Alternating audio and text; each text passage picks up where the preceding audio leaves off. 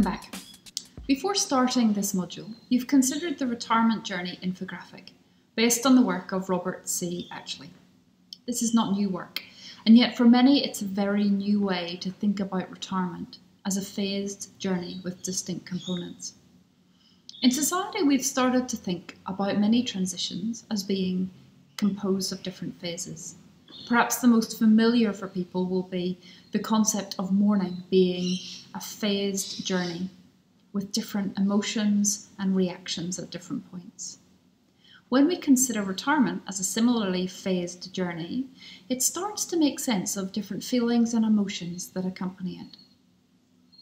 In Atchley's original work, he digs deeply into the immediate post-retirement phase, described here as the honeymoon phase, and he describes three slightly different pathways.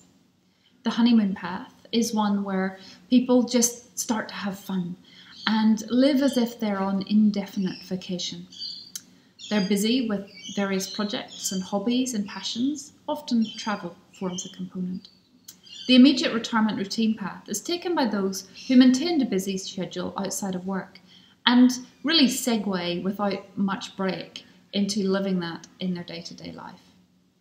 The rest and relaxation path is a period of low activity as compared to the honeymoon path.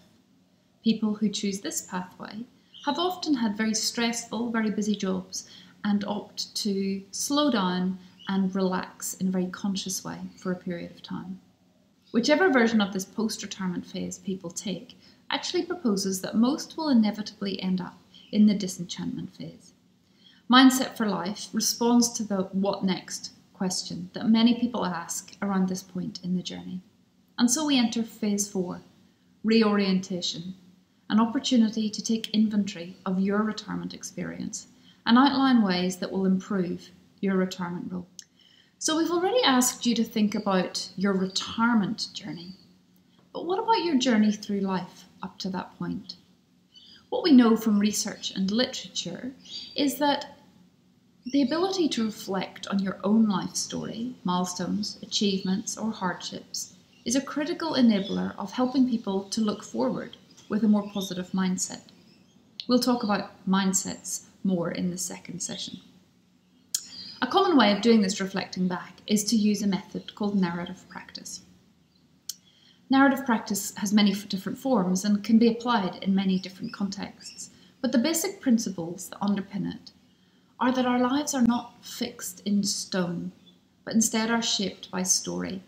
And therefore, the ways we tell our stories and understand our stories can make a huge difference to how we feel and how we live. Narrative practice assumes that people have many skills, competencies, beliefs, values, and experiences that have assisted them and will continue to assist them in their lives. Stories people have can be chronological, they can be events, milestones, or they can be about experiences, emotions, and feelings that they've gathered along the way. These can be harder to put into words. Finally, narrative practice doesn't suggest there is a right or a wrong way to tell your story. In fact, how you tell your story could change from day to day or week to week, depending on other circumstances. You're now going to spend time with your coordinator, reflecting on your own story up to this point.